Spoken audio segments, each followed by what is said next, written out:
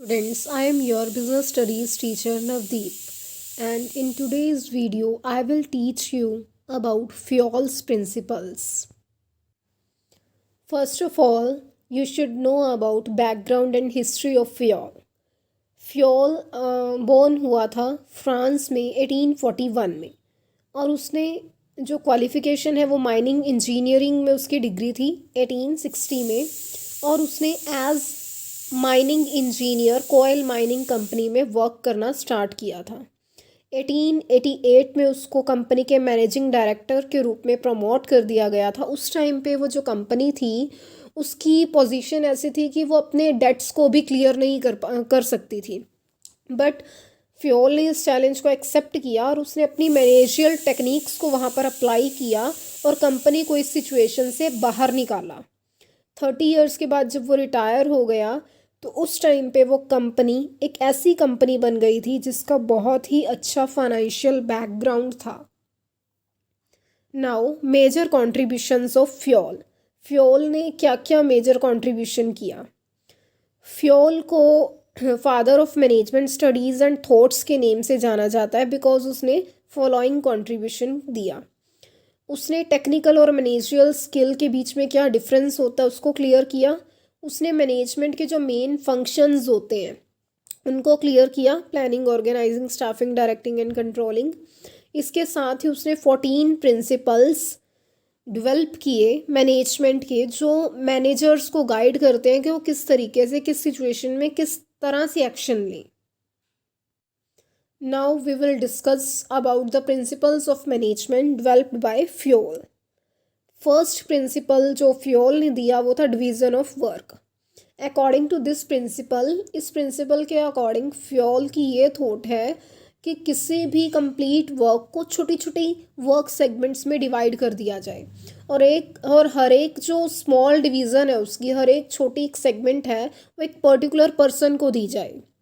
वही particular person ही इस तरह का जो स्मॉल सेगमेंट वर्क है वही करेगा बार बार जब भी नीड होगी स्मॉल टास्क को। तो वो पर्सन एक ही बार मतलब बार बार जब सेम टास्क को करेगा तो उससे उसकी उस टास्क को करने की एफिशिएंसी इंक्रीज़ हो जाएगी, उसकी एक्सपर्टाइज डेवलप हो जाएगी उस टास्क को करने की। तो ये कहता है फ्योल का डिवीज़न ऑफ वर्क प्रिंसिपल। वो कहता है कि ज़रूरी नहीं कि किसी मैनेजरियल वर्क को ही डिवाइड करना है स्मॉल सेगमेंट्स में, एक स्मॉल टास्क में।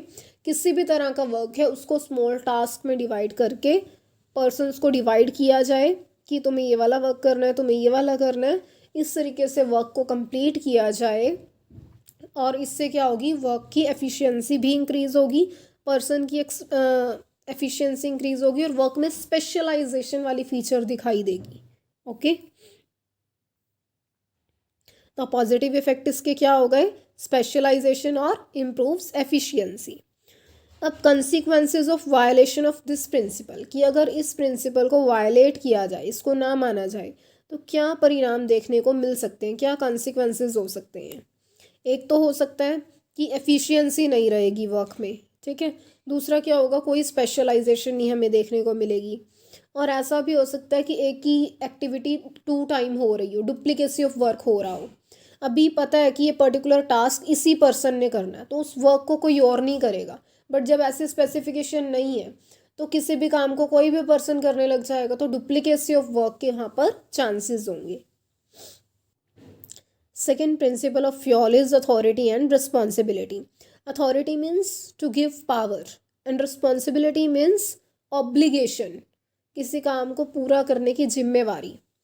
तो फ्योल का ये प्रिंसिपल कहता है कि अगर किसी वर्कर को सबॉर्डिनेट को रिस्पॉन्सिबिलिटी दी गई है तो उससे मैचिंग अथॉरिटी भी देनी चाहिए, दोनों में बैलेंस होना चाहिए।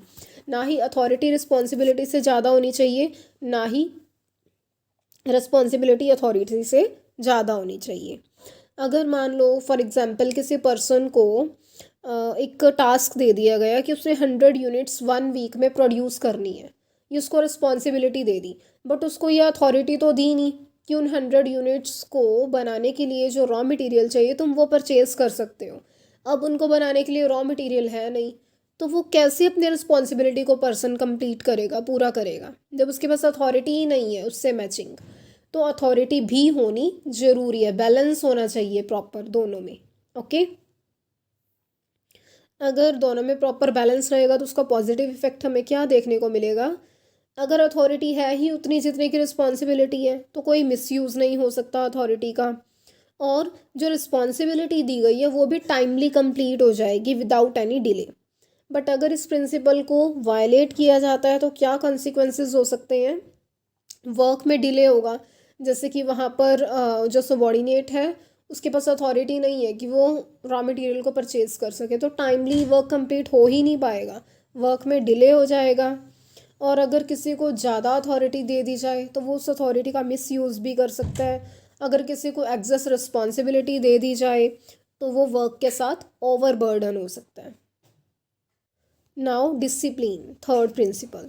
डिसिप्लिन मीन्स कि प्रॉपर रूल्स रेगुलेशंस को फॉलो किया जाए जो भी एम्प्लॉयमेंट एग्रीमेंट के दौरान सेट किए गए हैं, और सुपीरियर्स अच्छे होने चाहिए हर लेवल पर, क्लियर कट इन्फॉर्मेशन होनी चाहिए, फेयर एग्रीमेंट होना चाहिए सबॉर्डिनेट और सुपीरियर के बीच में, जो भी कमिटमेंट्स की जाती हैं किसी भी लेवल पे मैनेजर्स के द्वारा वो फुलफ़िल होनी चाहिए।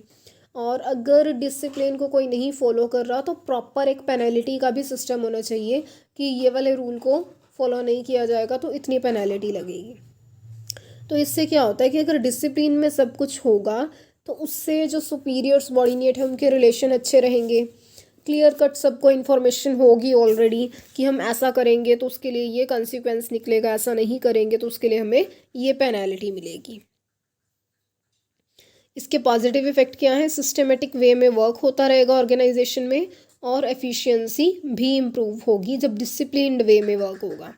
बट अगर इस प्रिंसिपल को वायलेट किया जाए तो उसका क्या कॉन्सिक्वेंस होगा, डिसऑर्डर हो जाएगा। जब इनडिसिप्लिन क्रिएट होगा तो डिसऑर्डर तो होगा ही, कन्फ्यूज़न क्रिएट होगी, रिसोर्सेज वेस्टेज ज़्यादा होगी रिसोर्सेज की जब डिसिप्लिन में वर्क नहीं हो रहा, और जब रूल्स रेगुलेशन नहीं फॉलो हो रहे तो वर्क में भी डिले होगा। Now fourth principle is unity of command. एक टाइम पर एक ही पर्सन से ऑर्डर्स लिए जाएं, इसका मतलब ये है, इस प्रिंसिपल के अकॉर्डिंग एक बॉस एक टाइम पे एक ही सुपीरियर, मतलब जो एक सुपीरियर है, एक सबॉर्डिनेट है, वो एक टाइम पे एक ही सुपीरियर से ऑर्डर्स रिसीव करेगा और उसी के लिए ही वो अकाउंटेबल होगा। ऐसा नहीं है कि एक पर्सन को चार चार बॉस ऑर्डर दे रहे हैं, उधर से जो प्रोडक्शन मैनेजर है वो कह रहा है कि प्रोडक्शन को थोड़ा धीरे करो बट क्वालिटी स्टैंडर्ड को हमने डाउन नहीं लेके जाना, उधर से सेल्स मैनेजर कह रहा है कि क्वालिटी को तुम छोड़ो और ज़्यादा से ज़्यादा प्रोडक्शन करो, डिमांड बहुत ज़्यादा है प्रोडक्ट की। तो ऐसे में उस सबॉर्डिनेट के लिए प्रॉब्लम क्रिएट हो जाएगी कि वो प्रोडक्शन मैनेजर की बात माने या सेल्स मैनेजर की बात माने। तो यही प्रिंसिपल कहता है कि एक टाइम पे एक सबॉर्डिनेट को एक ही बॉस ऑर्डर दे ताकि कोई भी कंफ्यूजन ना जनरेट हो, किसी का कोई ईगो क्लैश ना हो और इफ़ेक्टिवनेस भी बनी रही वर्किंग में। बट अगर इस प्रिंसिपल को वायलेट किया जाता है तो कन्फ्यूज़न अराइज हो सकती है एम्प्लॉय के माइंड में कि किसके ऑर्डर को वो माने, और जो सबॉर्डिनेट है उसको चांस भी मिल सकता है इसमें अपनी रिस्पॉन्सिबिलिटीज़ से बचने का। वो प्रोडक्शन मैनेजर का भी वर्क नहीं करेगा, सेल्स मैनेजर का भी वर्क नहीं करेगा, दोनों को वो एक्सक्यूज़ेस दे सकता है। ईगो क्लैश हो सकती है डिफरेंट सुपीरियर्स की, जैसे अगर उसने प्रोडक्शन मैनेजर की बात मानी तो सेल्स मैनेजर की ईगो क्लैश हो सकती है, अगर वो सेल्स मैनेजर की मानता है तो प्रोडक्शन मैनेजर की ईगो क्लैश हो सकती है। और इसके अलावा डिसिप्लिन भी नहीं रहेगा ऐसे में ऑर्गेनाइजेशन में। Fifth principle is unity of direction. Unity of direction principle कहता है कि one unit means one plan, कि जो एक डिपार्टमेंट है उसका एक ही गोल होना चाहिए, उसमें जितने भी वर्कर्स वर्क कर रहे हैं, जितने भी एम्प्लॉयज़ वर्क कर रहे हैं, सबका सेम गोल होना चाहिए। ऐसा नहीं होना चाहिए कि कोई पर्सन उसमें से कोई एम्प्लॉय कुछ और ही टास्क सोच के बैठा है और कोई कुछ और ही टास्क सोच के बैठा है। पूरे डिपार्टमेंट का एक ही प्लान होना चाहिए, ठीक है। तो इससे क्या होगा, इसके क्या पॉजिटिव इफेक्ट रहेंगे, ऑर्गेनाइजेशनल गोल को अचीव करने में हेल्प मिलेगी, और जो सभी एम्प्लॉयज़ हैं उनके जो एफर्ट्स हैं वो एक ही डायरेक्शन में चलेंगे सारे। Now consequences of violation of this principle. अगर यूनिटी ऑफ डायरेक्शन वाले प्रिंसिपल को वायलेट किया जाता है तो क्या उसके कंसिक्वेंस देखने को मिल सकते हैं, कोऑर्डिनेशन नहीं रहेगा ऐसे में, ठीक है। कोऑर्डिनेशन क्यों नहीं रहेगा? क्योंकि उधर से एक सुपीरियर कुछ और ऑर्डर मतलब जो यूनिटी ऑफ डायरेक्शन में होता है ना कि सबका जो गोल है वो सेम होना चाहिए। जब सबका गोल एक नहीं रहेगा तो कोऑर्डिनेशन भी नहीं रहेगा, और वेस्टेज ज़्यादा होगी, एफर्ट्स की भी, रिसोर्सेज की भी, ऑर्गेनाइजेशनल गोल को भी अचीव नहीं किया जाएगा। तो डिफरेंस क्या है देखो यूनिटी ऑफ कमांड और यूनिटी ऑफ डायरेक्शन में। यूनिटी ऑफ कमांड में तो क्या होता है कि एक पर्सन एक ही बॉस से ऑर्डर लेगा एक टाइम पे, बट यूनिटी ऑफ डायरेक्शन में होता है कि एक डिपार्टमेंट के अंदर या एक ऑर्गेनाइजेशन के अंदर जितने भी सबॉर्डिनेट्स वर्क कर रहे हैं, सुपीरियर्स, सबकी जो डायरेक्शन है वो एक ही गोल की तरफ होनी चाहिए। Okay. Sixth principle is subordination of individual interest to general interest. इस प्रिंसिपल के अकॉर्डिंग होता है कि जो एम्प्लॉयज़ के अपने इंडिविजुअल गोल्स हैं उनको उनको मिला के रखना चाहिए, उसी डायरेक्शन में रखना चाहिए जिस डायरेक्शन में ऑर्गेनाइजेशन का गोल है। बट अगर ऐसा पॉसिबल नहीं है तो उनको अपने पर्सनल गोल को सेक्रीफाइस करना पड़ेगा और ऑर्गेनाइजेशन के गोल को ऊपर रखना पड़ेगा। बिकॉज अगर वो ऐसा नहीं करते तो उनको लॉन्ग रन में जाके प्रॉब्लम हो सकती है।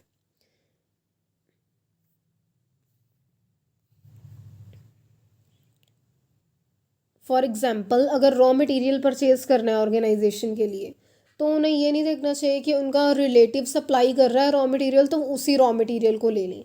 उन्हें ऑर्गेनाइजेशन के इंटरेस्ट को ऊपर रखना चाहिए। उन्हें देखना चाहिए कि जितने भी सप्लायर्स हैं उन सब के मटेरियल की क्वालिटी को कंपेयर करना चाहिए, प्राइस को कंपेयर करना चाहिए, फिर रॉ मटेरियल को परचेज करना चाहिए, ऐसे नहीं। तो इसके क्या पॉजिटिव इफेक्ट रहेंगे? ऑर्गेनाइजेशनल का गोल अचीव होगा और कोऑर्डिनेशन भी बना रहेगा इंडिविजुअल और ऑर्गेनाइजेशनल गोल्स में। क्योंकि अगर वो ऑर्गेनाइजेशनल गोल्स के लिए वर्क करते हैं तो उनको जो उनके मैनेजर्स हैं वो खुश होकर वैसे ही प्रमोशन या इंक्रीमेंट कर देंगे उनकी सैलरी में, तो उससे उनके जो इंडिविजुअल गोल्स हैं वो भी ऑटोमेटिकली ही अचीव हो जाएंगे। बट अगर वो इस प्रिंसिपल को वायलेट करते हैं तो कोई उनका ऑर्गेनाइजेशनल गोल भी अचीव नहीं होगा, और लॉन्ग रन में हो सकता है कि अभी के लिए तो उनको उनका जो इंडिविजुअल गोल है वो अचीव हो जाए, बट आगे जाके उनको प्रॉब्लम हो सकती है, वो डिमोट भी हो सकते हैं अगर वो अपने पर्सनल फेवर्स के लिए वर्क करते हैं। सेवन्थ प्रिंसिपल है रेम्यूनरेशन ऑफ पर्सन्स। इस प्रिंसिपल के अकॉर्डिंग क्या है कि जो एम्प्लॉयज़ हैं उनको एक फेयर रेम्यूनरेशन देनी चाहिए, सैलरी या वेजेस।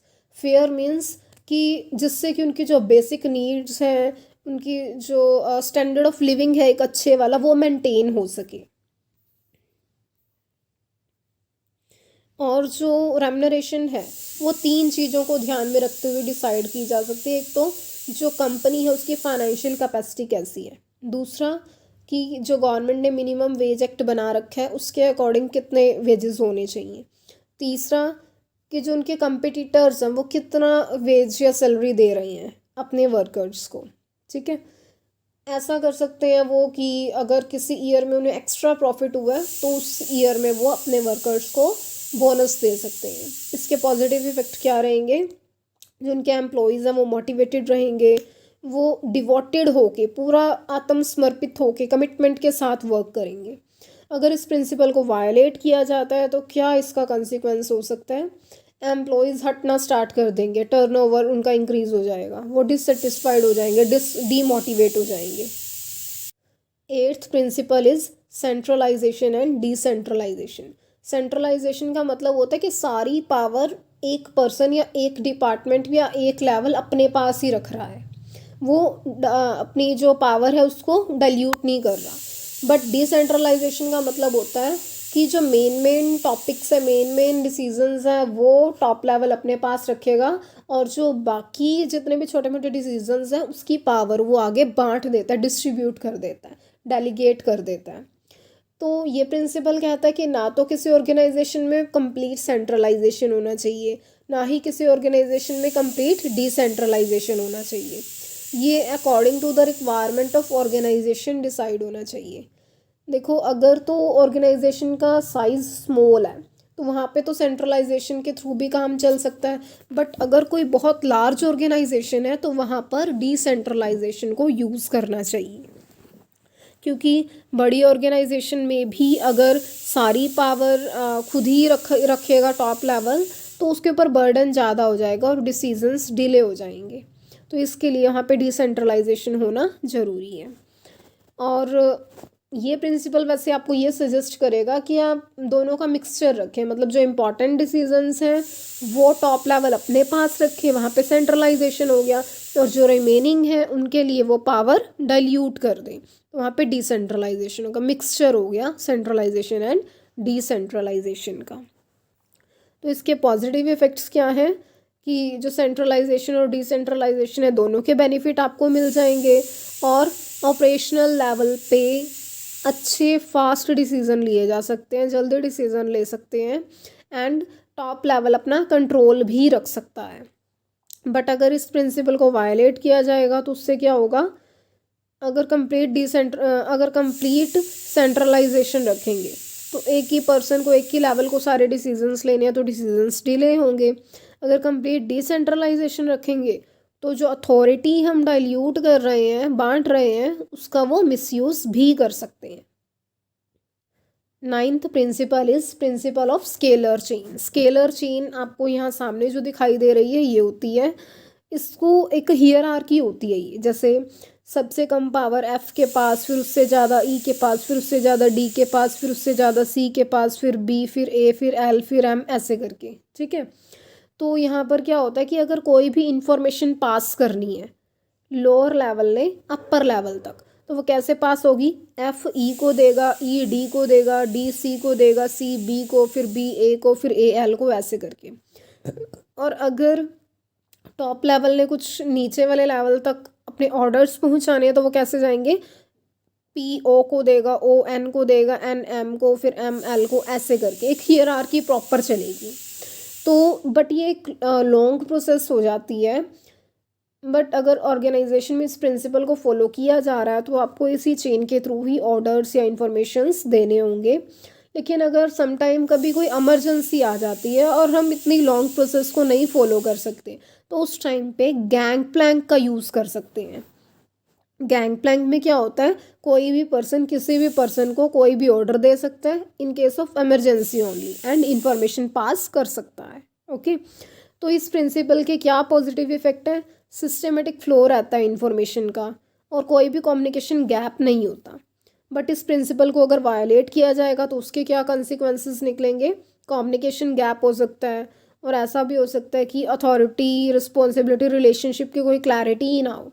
अभी यहाँ पे क्लैरिटी हो रही है ना कि F E के पास जाएगा, E D के पास, ऐसे। बट अगर ये नहीं होगी तो कोई क्लैरिटी ही नहीं होगी कि किस पर्सन ने किसको इन्फॉर्मेशन देनी है। 10th principle is principle of order. Principle of order में क्या होता है, यहाँ पर ऑर्डर का मतलब कमांड से नहीं है, इंस्ट्रक्शंस देने से नहीं है। ऑर्डर का मतलब है कि हर एक चीज़, हर एक पर्सन अपने प्रॉपर प्लेस पे होना चाहिए, ठीक है। जैसे हर एक पर्सन उसकी अपॉइंटेड जॉब पर होना चाहिए, ताकि जब भी किसी पर्सन की ज़रूरत है तो उस प्लेस पर जाके उस पर्सन को फाइंड आउट करके उससे अपनी बात की जा सके। अगर कुछ भी मटेरियल चाहिए तो उसकी प्रॉपर प्लेस होनी चाहिए, वहाँ पर जाके उस मटेरियल को लिया जा सके। बट अगर ऑर्डर नहीं होगा तो हमारे जो एफर्ट्स हैं, एनर्जी है, वो वेस्ट होगी, टाइम वेस्ट होगा, रिसोर्सेज वेस्ट होंगे। ओके, पॉजिटिव इफेक्ट इसके क्या होंगे, टाइम नहीं वेस्ट होगा, एंड स्मूथ और सिस्टमेटिक वर्किंग चलती रहेगी। कॉन्सिक्वेंसेस क्या होंगे, अगर इसको वायलेट किया जाता है तो हमारी टाइम और एनर्जी वेस्ट हो जाएगी, और हम राइट टाइम पे राइट पीपल से कांटेक्ट नहीं कर पाएंगे। Now principle of equity. Principle of equity का मतलब है कि सभी एम्प्लॉयज़ के साथ इक्वल ट्रीटमेंट होना चाहिए, मतलब डिस्क्रिमिनेशन वाली फीलिंग नहीं होनी चाहिए कहीं पर भी, सबको इक्वल सैलरी दी जाए अगर उनकी क्वालिफिकेशन इक्वल है, एज इक्वल, एक्सपीरियंस इक्वल है। कोई उनके साथ रिलीजन, कास्ट, लैंग्वेज, इन सभी के बेस पर भी कोई भी डिस्क्रिमिनेशन नहीं होनी चाहिए। जैसे मल्टीनेशनल कंपनीज़ हैं, वहाँ पर डिफरेंट रिलीजन के, डिफरेंट स्टेट्स के, कंट्रीज़ के लोग वर्क करते हैं, लेकिन वो सबके साथ इक्वली ट्रीटमेंट करते हैं, तो ऐसा ही होना चाहिए। इसके पॉजिटिव इफ़ेक्ट क्या रहते हैं? एम्प्लॉयज़ सेटिस्फाइड रहते हैं और वो बूस्ट, उनका जो मॉरल है वो बूस्ट होता है, वो मोटिवेट होकर वर्क करते हैं।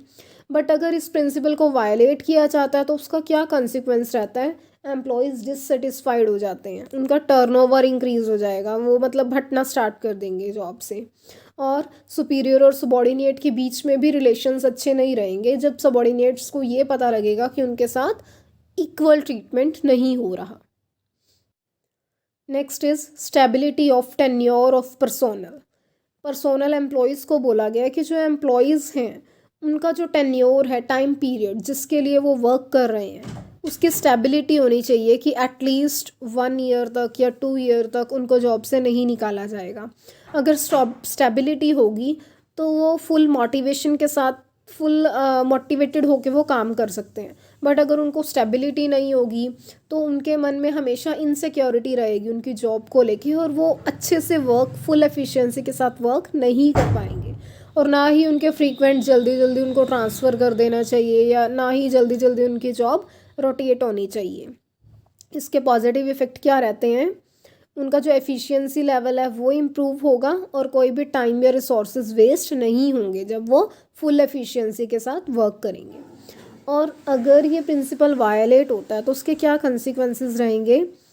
रिसोर्सेज वेस्ट हो जाएंगे क्योंकि वो नई जॉब को सीखेंगे बार बार। अगर उनकी जॉब चेंज होगी, वो नई जॉब को सीखने में टाइम लगता है, उसके साथ एडजस्ट करने में, तो रिसोर्सेज वेस्ट होंगे और जो एम्प्लॉयज़ है वो फ्रस्ट्रेट भी हो जाएंगे और डिससेटिस्फाइड रहेंगे।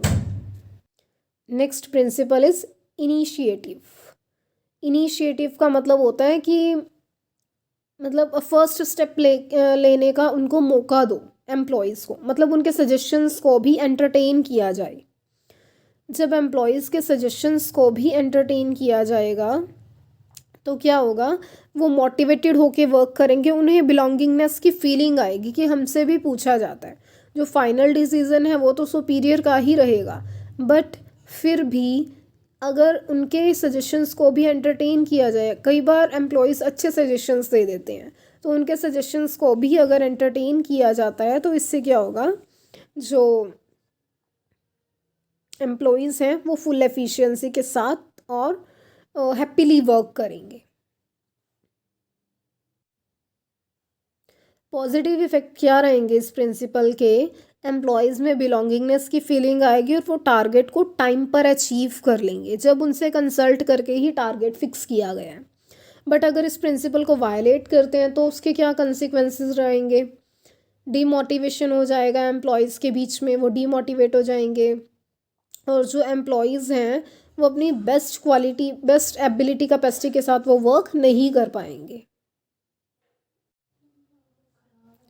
Last principle is esprit de corps. ये प्रिंसिपल कहता है कि टीम में वर्क करना चाहिए, मतलब जो आई वर्ड है उसको रिप्लेस करना चाहिए वी के साथ। अगर प्रोडक्शन मैनेजर ने अपने जो मेंबर्स हैं, उसके 10 मेंबर्स हैं, उनको टास्क दिया है कि उन्होंने 100 यूनिट्स को अचीव करना है, तो उन्होंने वर्क को डिवाइड कर लिया कि ईच पर्सन 10 यूनिट्स का टारगेट लेके चलेगा, वो उनको मैन्युफैक्चर करेगा। बट अगर उनमें से 2 वर्कर्स बीमार पड़ गए तो 80 यूनिट्स ही प्रोड्यूस हो पाएंगी अगर वो इंडिविजुअली वर्क करते हैं। बट अगर वो एज टीम वर्क करते हैं, बाकी जो 2 वर्कर्स हैं उनकी जो 20 यूनिट्स हैं उनको भी वो आपस में मिल के बना लेते हैं, तो उनका जो टारगेट है वो भी अचीव हो जाएगा। और जो आई वाला वर्ड है वो किसके साथ रिप्लेस हो जाएगा? वी। उनमें टीम स्पिरिट आ जाएगा। तो ये वाला प्रिंसिपल कहता है कि टीम में वर्क करना चाहिए। पॉजिटिव इफ़ेक्ट क्या है इस प्रिंसिपल के?